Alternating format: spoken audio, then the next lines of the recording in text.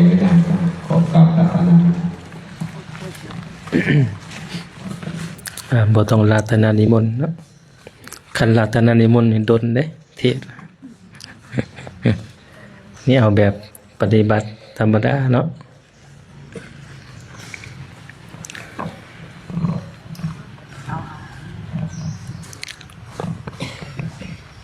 ขอรอบน้อมคุณพระพุทธพระธรรมพระสงฆ์คุณครูบาอาจารย์นมัสการท่านใหญ่มหาอุดรอนุตตโลพร้อมด้วยพระเถรานุเถระเคารพพระอาจารย์มาเวียงศักดิ์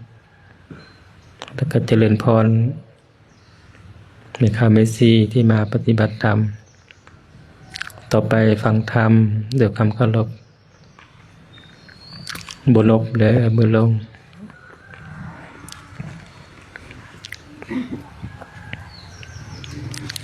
ฟังเทศยามบ่ายนี่ครับทรมานน้อยนึงเนาะอยากนอน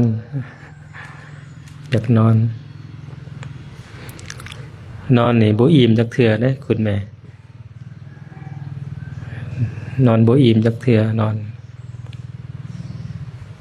แต่ว่าอดเอาเนาะอดเอาตัวเงานอนนี่มันเป็นกิเลสได้เป็นกิเลสมาต่อสู้กับสติผู้ใดสิเก่งกว่ากันระหว่างกิเลสกับสติฮะฉะนั้นต้องได้อดทนเอาสมัยโบราณยถานสลีนำพาปฏิบัติมีซองยาพอคุณแม่บ่อยแต่นั่งเลยก็เงาเลยเงานอนเงาแต่เงาว่าจะก้มลงจะจูบพื้นบ่ได้เงาพอไปนั่งใกล้กันซองยาพอก้มไปเอาว่ะยถานสลีว่าอัญญาแนมเบิ่งเด้อเพิ่นสิตำกันยามใดระวังเด้อเงาหัวสุกหัวซนสององค์นั่งใกล้กันหักบ่ตำกันเด้กลมๆเงยๆเงานอนอันนั้นตั้งเปลี่ยนในซองยาพรบ่อยที่นั่งอยู่ใส่กันแล้วเงาโลดเนาะแต่กับมือยังอยู่ท่าสมาธิอยู่มือวางเสตักแต่ว่าหัวนี่คอนี่เนื่องไปเนื่องมาไขว่กันอยู่สององค์มันบ่ธรรมดาเงานอนฉะนั้นมันก็เป็นอุปสรรคหนึ่งตัวเงานอนคันเว้าตามนั้นว่านิวรณ์5เนาะนิวรณ์5มาครอบงำเกิดให้ง่วงเหงาหาวนอนอันนั้นเป็นธรรมศาสตร์เนาะของมนุษย์เฮาเป็นธรรมศาสตร์ฉะนั้นก็ต้องได้อดทนเอ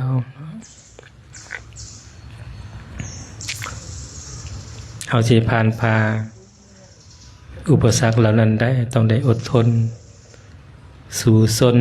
เนาะฉะนั้นมื้อนี้จริงอยากมากล่าวธรรมะบ่ยาวดอกเอาจาก20นาทีพอแล้วให้ได้ปฏิบัติหลายๆเนาะเพราะติดตามกับฟังเทศน์ยามเช้าก็ฟังหลายยามค่ำก็ฟังหลายแล้วก็ให้ได้ปฏิบัติหลายๆคำว่าปฏิบัตินั้นเข้าใจอยู่บ่ครับคุณแม่คำว่าปฏิบัติแปลว่าหยังฮะนั่นแหละคำว่าปฏิบัติเนี่ยแปลว่าหยังปฏิบัติฮะเขาบอกแต่ว่าปฏิบัติธรรมคำว่าปฏิบัติเนี่ยแปลว่าหยัง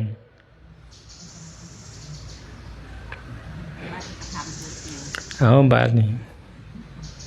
1เฮ็ดตัวจริงเนาะ2มันหยัง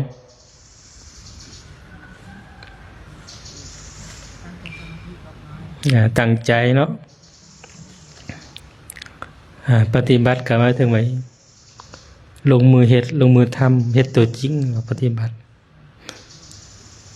เห็นบ่เฮาเคยเว้าเอาลงมือปฏิบัติไปเลยไปเฮ็ดเลยคันมีแต่เว้าแล้วบ่เฮ็ดคือก็บ่แล้วเนาะถ้าจะว่าเอาลงมือปฏิบัติแล้วก็ไปปฏิบัติการปฏิบัติธรรมก็เฮ็ดหยังแน่ลงมือปฏิบัตินั่นนั่งสมาธิบ่ย่างจมกรมมาไหว้พระสวดมนต์อะไรบ่นั่นลงมือปฏิบัติแต่ให้เข้าใจก็ว่าปฏิบัติก็คือเฮ็ดตัวจริงได้บางคนก็ว่าเขานอนกับปฏิบัติอยู่แต่คนไหนนอนปฏิบัติว่าสินอนเนาะนอนปฏิบัติฉะนั้นการเฮ็ดตัวจริงการลงมือเฮ็ดลงมือทำนี่จริงชื่อว่าเป็นการปฏิบัติฉะนั้นการลงมือเฮ็ดลงมือทำนี่ยังบวกคำว่าถูกต้องอยู่ได้หั่นปฏิบัติให้ถูกต้องแม่นบอกคุณแม่ฉะนั้นเพิ่นจะสอนว่านั่งจังใดบ่ย่างจังใดมันจะมีจังหวะจะกำหนดจังใดมันจิคือว่าปฏิบัติให้ถูกต้องตามแนวทางคันเฮ็ดถูกต้องก็ได้ไว้เฮ็ดบ่ถูกต้องกันพุ่นแหละเป็นอย่างอื่นไปลงทางฉะนั้นการปฏิบัติเนาะที่จะเอิ้นว่าได้รับผลนี่มันต้องมีแนวทางของการปฏิบัติอันที่หนึ่งเลยแม่นให้เชื่อการปฏิบัติของเฮานะเชื่อการปฏิบัติ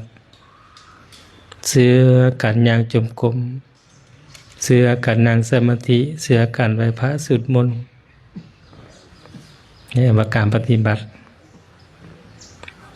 เชื่อว่าคันเฮานั่งนิ่ง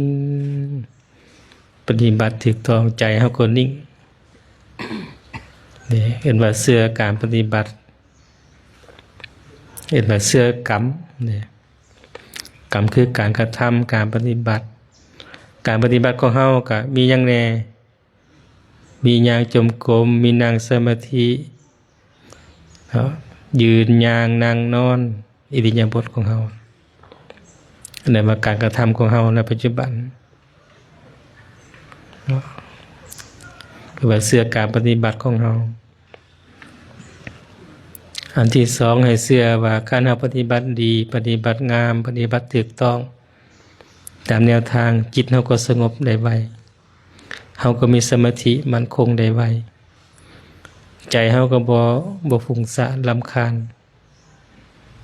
ใจก็สบาย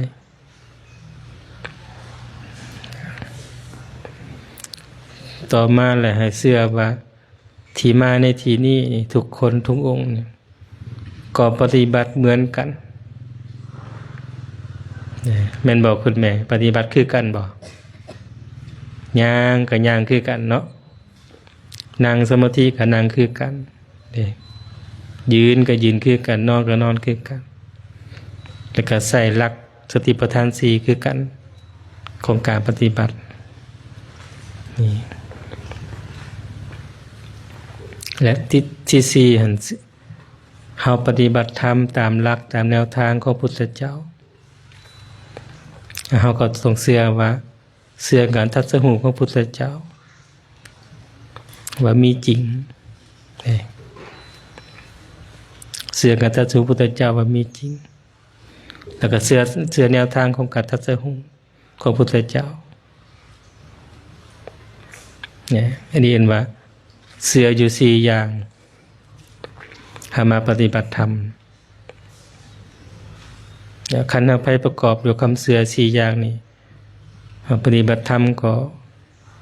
จะบ่ขี้ค้านบ่ขี้ค้านแล้วก็บ่สงสัยหมู่อีกว่าหมู่สิปฏิบัติจังไดบ่สงสัย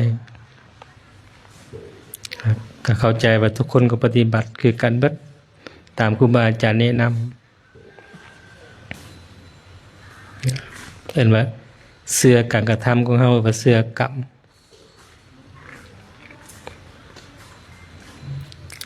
ต่อมาแหละเห็นว่าให้เข้าใจว่าคันเฮาปฏิบัติ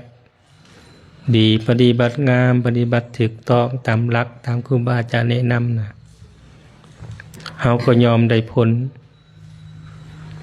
เฮาก็ยอมได้ปัญญาเฮาก็ยอมเข้าใจ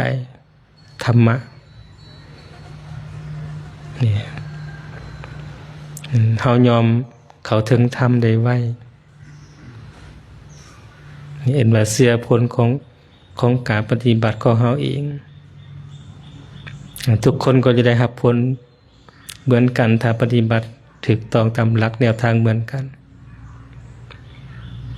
ตัวนี้แหละสำคัญหลายนะสำคัญเพื่อนว่าความเชื่อคือศรัทธาเชื่อกรรมหรือก็เชื่อผลของกรรมเนี่ยคันทำมานั่งเงานอนเนี่ยเขาก็จะได้แต่เงานอนเนี่ยผลของมันก็ได้แต่นอน คันเขาตั้งใจปฏิบัติตั้งใจฟังครูบาอาจารย์ผลของการปฏิบัติผลของการฟังก็เข้าใจนี่ตามแนวทางเข้าใจธรรมะเนาะเข้าใจ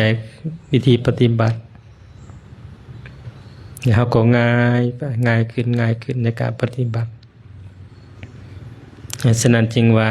การปฏิบัติของเขานี่จึงเริ่มจากความเชื่อเป็นหมายถึงว่าศรัทธานี่ศรัทธาคือความเชื่อซุมเฮานี่มีศรัทธาแล้วนี่มีความเชื่อแล้วมีศรัทธาในพุทธเจ้ามีศรัทธาในพระธรรมมีศรัทธาในพระสงฆ์นี่มีศรัทธาในพุทธศาสนามีศรัทธาในวัดวาอารามจริงมาปฏิบัติในที่นี้แล้วก็ศรัทธาในสถานที่ในเมื่อมีศรัทธามาแล้วจริงให้พากันเห็นว่าตั้งใจปฏิบัติเนี่ยตั้งใจปฏิบัติเพราะฉะนั้นจึงว่าคันเราปฏิบัติดีผลของการปฏิบัติก็ดีคันเราเชื่อว่าทุกคนปฏิบัติเหมือนกันเราก็บ่สงสัยก็บ่ต้องไปคิดสงสัยคนอื่นว่าเขาสิเฮ็ดจังใดปฏิบัติเหมือนกันส่วนตัวที่ว่าเชื่อกันตรัสรู้ของพระพุทธเจ้านี้ตราบใดที่เฮายังบ่ทันเข้าถึงธรรมบ่ทันเข้าใจธรรมบ่ทันเข้าใจแนวทางปฏิบัติอย่างท่องแท้นะเฮาก็ยังมีความสงสัยอยู่จนกว่าเฮาจะเข้าใจธรรมะอย่างลึกซึ้งเข้าใจการปฏิบัติอย่างลึกซึ้งเข้าใจรูปนามตามความเป็นจริงเราจริงจะเข้าใจคำว่าพุทธเจ้าตรัสรู้แบบใดแล้วใดยังจากการตรัสรู้เห็นมันก็จะเป็นว่าปัญญาเป็นปัญญา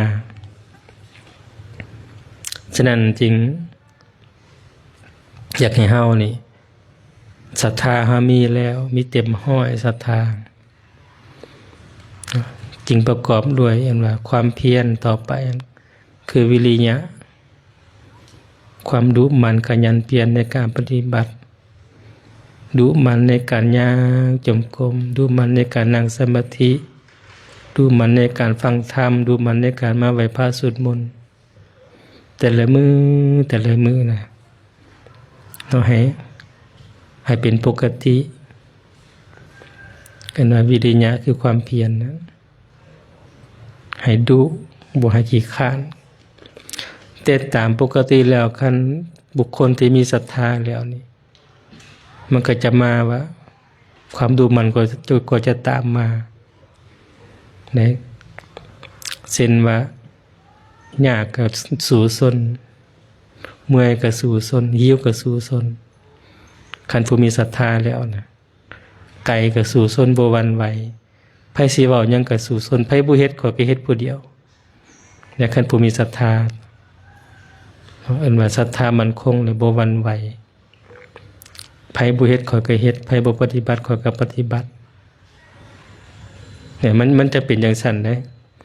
วิริยะมันจะมาโลดคันวิริยะหักมาการปฏิบัติเฮาทุกการเคลื่อนไหวยืนย่างนั่งนอนคู่เหยียดเคลื่อนไหวหั่นต่อเนื่องหั่นมันก็จะเกิดว่าความรู้สึกได้ไวหูเมื่อคิงได้ไวรู้สึกตัวได้ไวนี่คิดยังก็คิดได้ไวครูบาอาจารย์ว่าธรรมะเบื้องหนึ่งก็เข้าใจได้ไวเป็นสันได้เอิ้นว่าและความคิดก็จะบ่ฟุ้งซ่านไปทางอื่นมันก็จะอยู่กับกายกับใจเฮาบ่คิดไปทางอื่นหลายแล้วมันก็จะรู้สึกได้ย่างก็ฮู้ว่าย่างนั่งก็ฮู้ว่านั่งนอนก็ฮู้ว่านอนสั่นก็ฮู้ว่าสั่นหลับก็ฮู้ว่าหลับแต่มันจะรู้สึกตัวได้ตลอดเวลาเพิ่นเอิ้นว่าสติความรู้เมื่อคิงมันก็เพิ่มขึ้นรู้สึกตัวรู้เมื่อคิงได้ทีขึ้นคันเฮารู้สึกสติมาทีขึ้นรู้สึกตัวหลายขึ้นเห็นหายใจเฮานั่นเย็นลงแล้วก็นิ่งใจนิ่งจิตใจนิ่งมั่นคงเย็นตลอดอันนั้นเพื่อนว่าเป็นสมาธิจิตใจนิ่งจิตใจมั่นคงจิตใจบ่ฟุ้งซ่านจิตใจอยู่กับกายกับใจเพื่อนว่าสมาธิและเพราะฉะนั้นซึมเฮานี่ต้องดุยางจมกรมต้องดุฝึกสมาธิต้องดุไหวพระสวดมนต์ต้องดุฟังธรรมนำครูบาอาจารย์แล้วจังซี่เนี่ยสติหันมาไวกันรู้สึกตัวจะไวขึ้นทีขึ้นแล้วใจเฮาจะนิ่งลงเรียกว่าเป็นสมาธิย่างก็นิ่งนอนก็นิ่งยืนก็นิ่งนะเฮ็ดหยังก็นิ่งแล้วก็รู้สึกตัวตลอดเวลา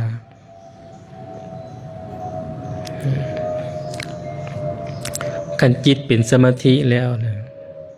เดี๋ยวมันก็เกิดปัญญาเด้แต่ว่ามองนี่มองสำคัญบนว่าจิตนิ่งเป็นสมาธิแล้วให้มันนิ่งละลายขึ้นให้มันเป็นว่าเอกคตาจิตให้จิตเป็นอารมณ์หนึ่งเดียวคันจิตเป็นอารมณ์หนึ่งเดียวแล้วนะจริงเหมาะแก่การเจริญวิปัสสนากรรมฐานเจริญแบบใดบัดนี้เอามาเบิ่งกายมาพิจารณากายเฮาเบิ่งว่ากายนี่เป็นหยังมันคือเฒ่าเป็นหยังมันคือแก่เป็นหยังมันคือเจ็บเป็นหยังมันคือป่วยเอามาพิจารณาเบิ่งกายเบิ่งว่าเป็นหยังมันจริงบ่เที่ยงกายเฮามันจริงเจ็บจริงปวดจริงเฒ่าจริงแก่พิจารณาไปแต่เป็นหยังมันจริงเป็นทุกข์กายเฮานี่มันทุกข์ย้อนหยังนี่ครับพิจารณาไปก็จะเห็นว่าทั้งหมดทั้งมวลเนี่ยมันเป็นอนัตตาบ่แม่นของไผบ่แม่นกายเฮาบ่แม่นของเฮามันก็จะเห็นแต่เป็นธรรมชาติคือขันธ์5รูปนามเดี๋ยวมันจะปิดเข้าใจเป็นแท้เพียงดินน้ำลมไฟธาตุ4ขันธ์5นี่มันเป็นธรรมชาติแก่ก็เป็นธรรมชาติของความแก่เจ็บก็เป็นธรรมชาติของความเจ็บป่วยก็เป็นธรรมชาติของความป่วยตายก็เป็นธรรมชาติของความตายมันก็เกิดปัญญาว่ามาล้นได้เข้าใจล้นในธรรมชาติว่าเข้าใจธรรมคันเข้าใจในลักษณะนี้แล้วเนี่ยจิตมันก็เย็นสบาย เวลามันเข้าใจว่าเข้าใจธรรมะเลยทุกอย่างนี้มันจะเกิดกันว่าความเอิบอิ่มใจเกิดปิติเอิบอิ่มใจเกิดความสุขเกิดขึ้นย่างก็อิ่มย่างก็สุขนอนก็สุขนั่งก็เป็นความสุขว่าเอิบอิ่มใจอยู่ตลอดเวลานั่งมืดมือก็ได้บ่เจ็บบ่ปวดเนี่ยมันเกิดปิติเอิบอิ่มใจในสมาธิในปัญญาที่เฮาได้แล้วมันก็จะทบทวนเบิ่งจะกลับไปหาครูบาอาจารย์เนาะ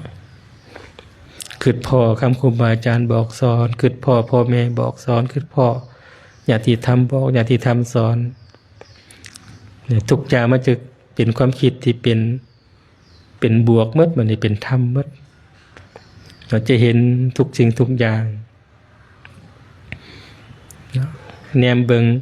ต้นไม้ใบหญ้าที่เป็นสีเขียวซุ่มอยู่ใจก็ซุ่มอยู่มันจะเกิดปิติเอิบอิ่มใจเกิดความสุขเกิดขึ้นในอันนั้นมันจะเป็นว่าเป็นปัญญาเราจะเห็นแจ้งได้เห็นจริงได้แล้วก็มันก็อยากไปกราบครูบาอาจารย์เนี่ยระยะหนึ่งมันก็จะเปลี่ยนสภาวะกลับขึ้นมาสู่สภาวะปกติแล้วมันก็จะเดินหน้าในการปฏิบัติได้สบายแบบนี้นั่งสมาธิก็จิตก็มั่นคงย่างจิตก็มั่นคงนอนจิตก็มั่นคงสันจิตก็มั่นคงไม่เห็นเป็นปัญญาทั้งหมดเลยเห็นกายเห็นใจนี่เป็นธรรมชาติคือขันธ์ห้ารูปนามเดี๋ยวมันจังสิว่างสิปล่อยได้บัดนี้สิบ่ยึดว่าเป็นตัวตนของเฮาเป็นเขามันจังสิปล่อยวางได้แล้วมันจังสิเดินหน้าเป็นปัญญาในการปฏิบัติไปได้ตลอดขั้นใดในลักษณะนี้แหละปัญญามันจะเดินหน้าเลยนะบ่กลับคืนมาสู่มองเก่ามันจะพัฒนาสูงขึ้นไปเรื่อยๆวันนี้ธรรมะที่เราเคยฟังก็แจ้งก่อนเก่าเข้าใจก่อนเก่าสิ่งที่เราเคยปฏิบัติมาก็เข้าใจก่อนเก่าหูเลิกก่อนเก่าอันนี้คือผลของการปฏิบัตินี้ฉะนั้นพุทธเอื่นว่าอันนี้เอื่นพลังหาอย่างของการปฏิบัติเพื่อจะให้ประสบผลสำเร็จหอดสิ่งที่เป็นปัญญาได้นี่พุทธเอื่นว่าพาราหะก็คือศรัทธา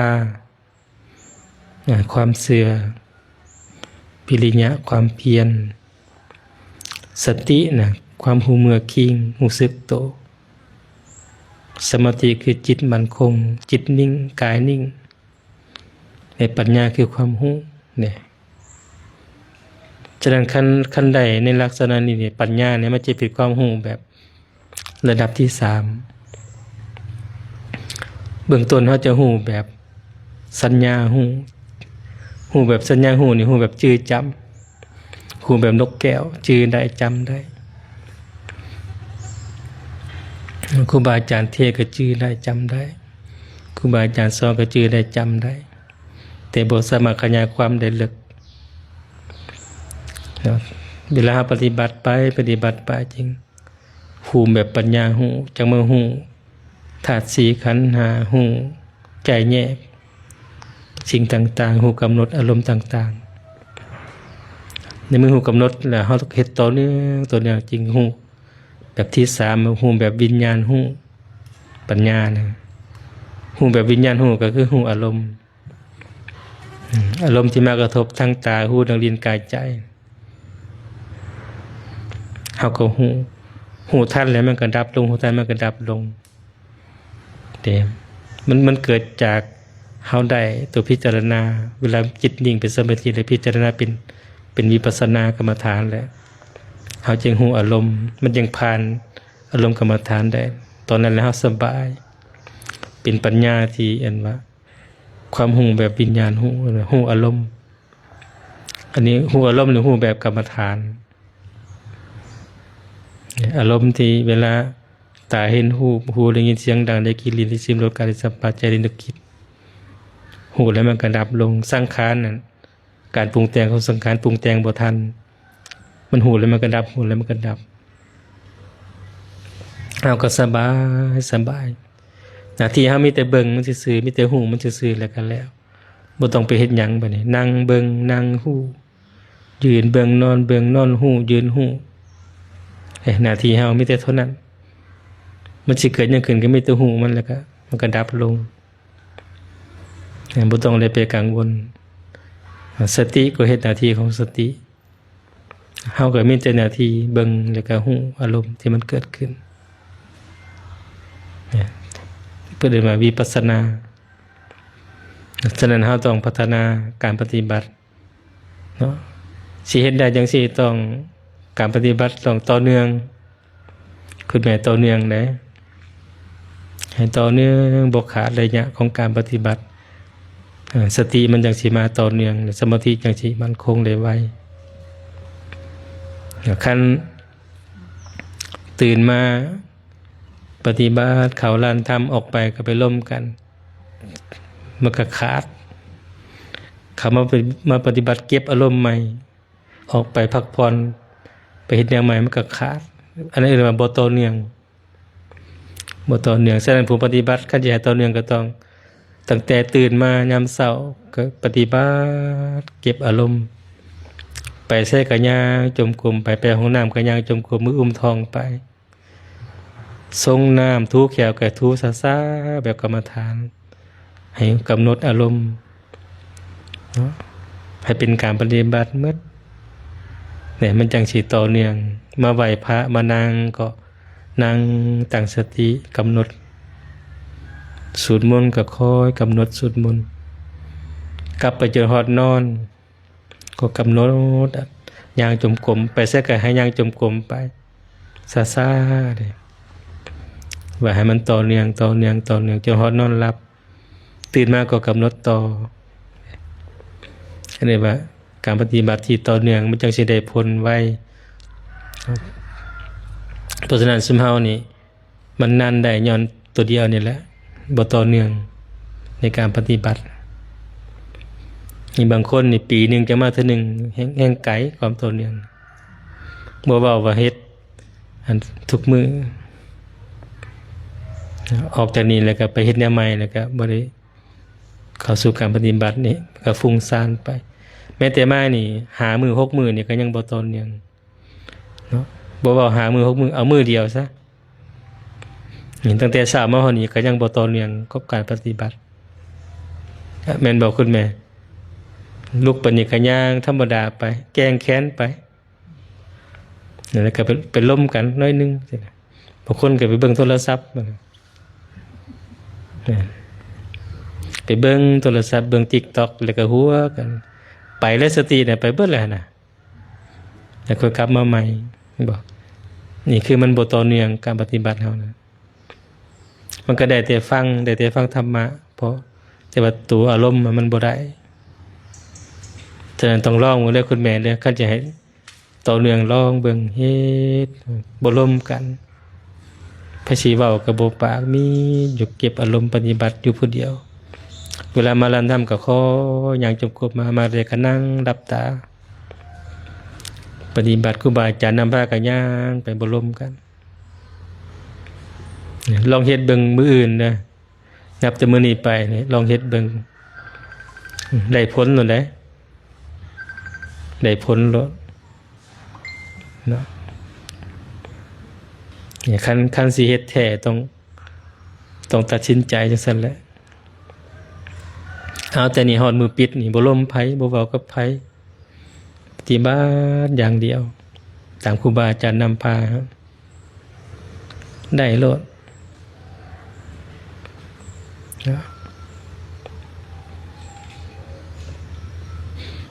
แต่ว่าส่วนหลายเฮามันสงสัยหลายเนาะสงสัยโอ้สิได้บ่ก็เฮ็ดแท้สิได้บ่ฉะนั้นก็หมู่ก็ยังเฮ็ดธรรมดาเฮาก็เฮ็ดธรรมดาคือหมู่ซะสินะครับเอาไปมาแล้วเฮ็ดตามหมู่ไปเฮ็ดได้ก็เฮ็ดหมู่พะล้มกันก็ล้มกัน ฉะนั้นต้องฟังครูบาอาจารย์วิปัสสนาจารย์เพิ่นแนะนำแล้วก็ไปเฮ็ดปฏิบัติเราจังสิได้มรรคได้ผลในการปฏิบัตินั้นฉะนั้นพลังหายานี่จึงเป็นสำคัญว่าเฮานี่มีครบแล้วเด้คุณแม่ศรัทธาก็มีแล้วนี่ขาดแต่ความต่อเนื่องของการปฏิบัติคันบ่ต่อเนื่องเลยสติก็มาสะสมาธิก็มาสะปัญญานี่แห่งบ่ทันมาเลยฉะนั้นคำว่าวิริยะคือตัวปฏิบัติตัวจริงตัวเขาว่าลงมือเฮ็ดลงมือทำนะคือวิริยะคันเฮ็ดตัวนี้ได้เลยสติสมาธิปัญญามันเป็นผลของการปฏิบัติเนี่ยมันจะมาเองของมันจะได้เองเนาะฉะนั้นสรุปก็คือว่าให้ซุมแม่นี่ปฏิบัติให้ต่อเนื่องเฮ็ดให้ต่อเนื่องในแต่ละมื้อนะเนาะอย่าจงวางให้กิเลสมันได้เข้ามาบนนี่แหละบนเอานะบนปฏิบัติให้ต่อเนื่องนี่แหละเป็นบนเอามันจะส่งผลตัวอื่นไปในเมื่อเขามีศรัทธาเข้ามาแล้วก็ต้องให้มันต่อเนื่องของการปฏิบัติมันจังสิได้ผลไวคัจฉันนี่มาย้ำได้ก็คือเก่าปีหน้ามาก็คือเก่าคันคือเก่ายังใครยืนยันบ่คือเก่าเนาะต่างเก่านักก่อนเก่าปีหน้ามากันเสร็จแล้วอย่างว่าจังสั้นเลยนำมันคุณแม่ที่มาปฏิบัตินะให้เอาข้อเดียวเด้อตัวว่าตั้งใจปฏิบัติให้ต่อเนื่องนะเอาข้อนี้แหละข้อเดียวนะแล้วบ่ให้ขี้คร้าน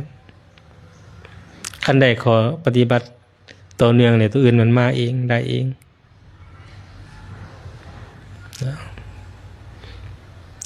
เพราะฉะนั้นครูบาอาจารย์จึงมีระเบียบว่าปฏิบัติธรรม1บ่ให้ร่วมกัน2บ่ให้นอนเว้นโบราณท่านสรีนี่มีระเบียบเด้เขามาขอกรรมฐานปุ๊บเลยครับประกาศระเบียบรถระเบียบข้อที่1เลยแม่นบ่ให้ร่วมกันข้อที่2บ่ให้สูบยาเคี้ยวหมากเด้ข้อที่3บ่ให้เขียนหนังสือข้อที่3ข้อที่4บ่ให้นอนเวียน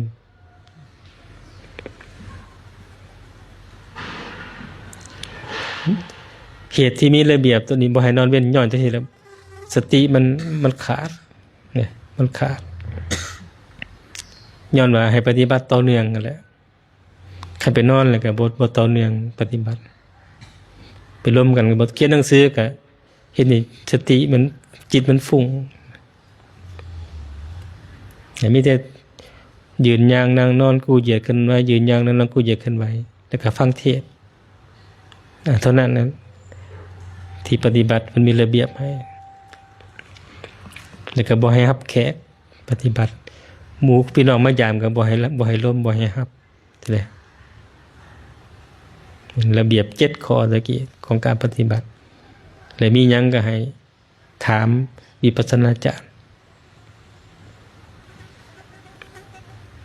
อันนั้นเองมาสารระเบียบขึ้นมาเพื่อให้การปฏิบัติเฮาต่อเนื่องบ่ให้มันขาดในการปฏิบัติ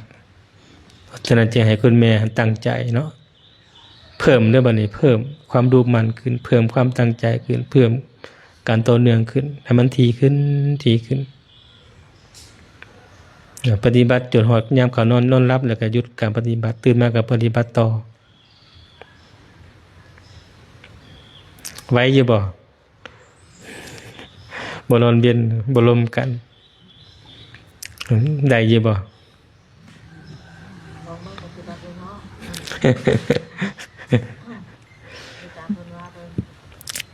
เวลาปฏิบัติธรรมนี่มันอยากนอนแต่ๆอยากนอนแต่ตอนฮอดกลางคืนน่ะบ่อยากนอนบัดนี้เป็นบ่คุณแม่เป็นบ่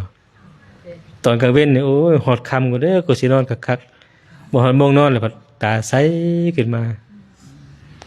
กิเลสมันสวนทางกันเด้กิเลสสวนทางกันตอนนี้นี่คือเสมอแรงก่อน9:00นก็เลิกก็สินอนคักๆ หอดโมงนอนติดละข้างแป้งแป้งตาใสบ่ตอนใดมาอยากนอนบัดนี้3 โมงครึ่งติดละข้างตอนเช้าอยากนอนบัดนี้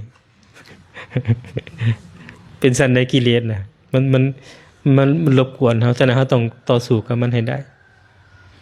โดยการฝึกอิริยาบถให้มันต่อเนื่องจะเกิดสติกิเลสกับสติมันจะมาพร้อมกันเนาะบางเทื่อติดละครั้งยามสาแป้งโอ้ขอหานาทีก่อนบัดนี้ ตอนนี้ยามหนาวซะเนาะยามนี้ยามหนาวซะบางเทื่อกำลังดึงผ้าห่มมาตุ่มขอละครั้งแป้งโอ้เสียดายเด้ต่อจาก2 นาทีจัก5 นาทีกิเลสมันพาเป็นที่จริงเฮาบ่อยากเปลี่ยนแต่กิเลสมันเป็นเองของมันฉะนั้นเฮาต้องรู้ทันมันที่ว่ามานี่เคยเปลี่ยนมาเบิดเลยเด้คุณแม่เคยเปลี่ยนมาเบิดเลยเคยขี้คร้านไปปฏิบัติธรรมนอนกำลังแสบๆกำลังสิตุ่มป่าทีละครั้งแป้งแล้วลุกบางเทื่อกันก็ว่าโอ้ขออีกจัก2 นาทีบางเทื่อมันก็ว่าโอ้เฮาก็ไหวพระซุมื้อเลยมื้อนี้ขาดจักมื้อนึงบ่เป็นหยังดอกว่าได้เพิ่นบอกฉันเลยโอ้นอนต่อซะ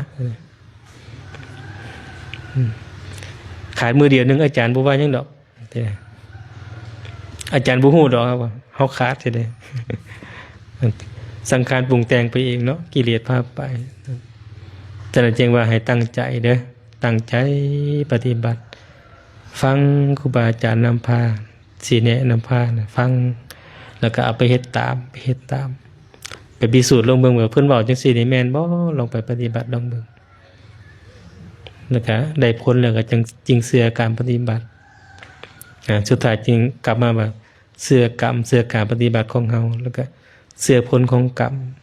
ผลของการปฏิบัติของเฮานั้นตัวนั้นเลยเป็นความจริงที่เฮาได้เนาะพอแล้วสำนี้เนาะสรุปให้เลยสรุปคืนเอาข้อเดียวเด้อตั้งใจปฏิบัติให้ต่อเนื่องเด้อเท่านี้แหละพ่อตัวอื่นมันจะตามมาเองดอกเนาะเอาฉะนั้นการให้ธรรมะมื้อนี้ก็สมควรแก่เวลาขอให้ผู้มาปฏิบัติทั้งหลายจงมีดวงตาเห็นธรรมเนาะทุกท่านทุกองค์ทุกคนด้วยเถิด สาธุสาธุสาธุอะนะโมทามิต่อไปอยู่ที่ทางด้านกับอาจารย์ประการกาต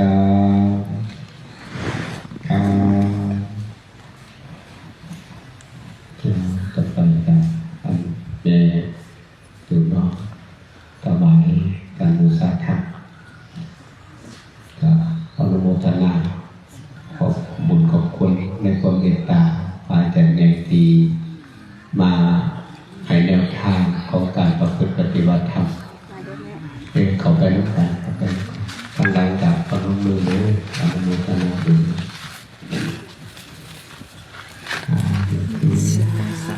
สาธุสาธุสาธุอนุโมทามิ เดี๋ยวข้าวตุนเอาแต่น้ำตาลให้ได้ จำนวนไหนจำ เอาแต่น้ำตาลให้ ต่อปาก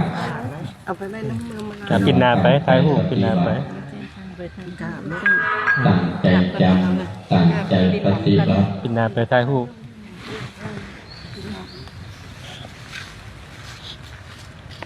ตั้งใจฟัง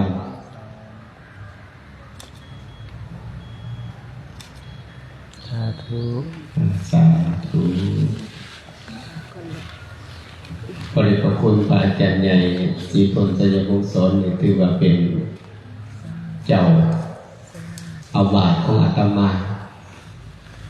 บางคนถามว่าอาจารย์เรียนสักวิสัยอยากขู่ว่าวิสัยพระอาจารย์เป็นวิสัยอาตมาจะอยู่คนใด สาธุสาธุเลย จริงๆมันอยู่ในคุณนอกบนสปอร์ตแต่อาตมาอาจารย์มหาอุทิศกับแมนคนในคนนอกอาจารย์มหาโทดีกับแมนคนในคนนอกมาเกี่ยวกับงานอยู่วัดนาดีก็เลยพากันสร้างการอยู่นี่เนาะ บอกจากตอนนี้กำลังไปเบิ่งวัดในการมาอุทิศให้อาจารย์มาจังสักอยู่พื้นที่ตรงนี้บอนหนึ่ง บ่ ให้เป็นเลยเป็นเจ้าสำนักเป็นละบอน รู้สึกเป็นตะขาวดีแถวบ้าน แต่บอนหนึ่งกับแม่งบอนหนึ่ง โดยสาธุคนฟังข่าวดี นี่เราเพื่อให้ผู้ชูไม่ชูเป็นรักษาซอยดีกันเพื่อจะได้เวลามีบัตรก็จะได้ไปให้เนาะ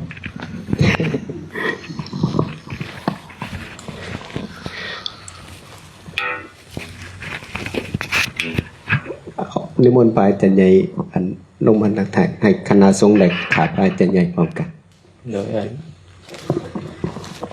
มาเทศตอนบ่ายเพราะว่าตอนค่ำมีสอนอยู่ถาดหลวง ตอนบ่ายนี่ก็ปกติมี2 โมงถึง3 โมงแต่ว่าก็จะพักก่อนยังมีเที่ยวตอนค่ำสอนชั่วมืออยู่ถาดหลวงนะชั่วมือตอนเช้าตอนบ่ายตอนค่ำผู้เดียวก็สอนก็จะไปบ่ได้ไปสิได้คันผู้ชายไปผู้เดียวก็สอนชั่วโมงหนึ่งผู้หนึ่งคันผู้หญิงเนี่ยให้หลายคนบ่ได้หลายจังคือจังซี่สอนแต่เข้ามาจังซักยังหลายอันนี้สอนผู้เดียวก็มานั่งผู้เดียวก็สอนชั่วโมงหนึ่งพอนึกใจอันคำว่าอาจารย์มหาปานว่าสอนกรรมฐานคือวานข้าวให้ไก่ตัวได้กินก็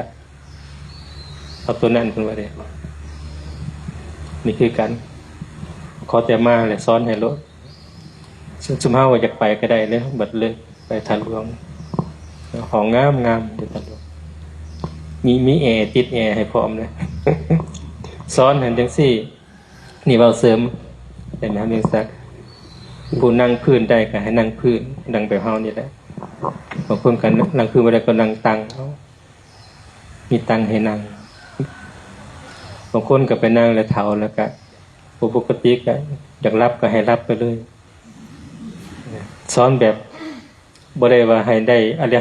รหันต์หยังดอกให้ใจเขาสบายบางคนน่ะนอนบ่หลับไปนั่งสมาธิอันอาตมาเลยไปแล้วว่าให้รับได้เด้อรับปิ้งตื่นมาเลยมีแฮงยาวมื้อหน้าจักมาอีกปิดมาแล้วได้รับมีแฮงจากนั้นเขาจังพัฒนาให้เขาเจ้าเข้าใจเกิดปัญญาได้แต่ว่าอยู่นี่เต็มศูนย์ห้ามรับนั่งสมาธิ อันนั้นสำหรับผู้เฒ่าจุพุ่นนะให้ปฏิบัติแต่อัตภาพแล้วเพื่อสอดแทรกเข้าไปการปฏิบัติ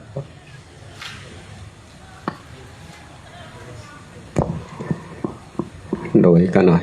กะจำที่พระอาจารย์ใหญ่เพิ่นเบาตอนไปเปิดงานบางบอนนั่นมีโยคีมา4-5 คนอาตมาผู้ไปห่วมเนี่ยก็คิดว่าโอ้บ่เป็นตามีกำลังใจแต่ว่าพระอาจารย์ใหญ่เพิ่นว่าคนเดียวกับปฏิบัติคนเดียวกับสอนว่าสั่นคนเดียวกับเปิดอาตมานี่คือแนวทางของพ่อแม่ครูบาอาจารย์ในการเผยแผ่บ่แม่นว่าจะจำนวนหลายจังค่อยมีกำลังใจในการเผยแผ่จำนวนน้อยบ่มีกำลังใจอันนี้บ่แม่นเนาะตอนนี้พระอาจารย์ใหญ่กันได้นะต่อไปพากันกราบพระอาจารย์ใหญ่พร้อมกันกราบ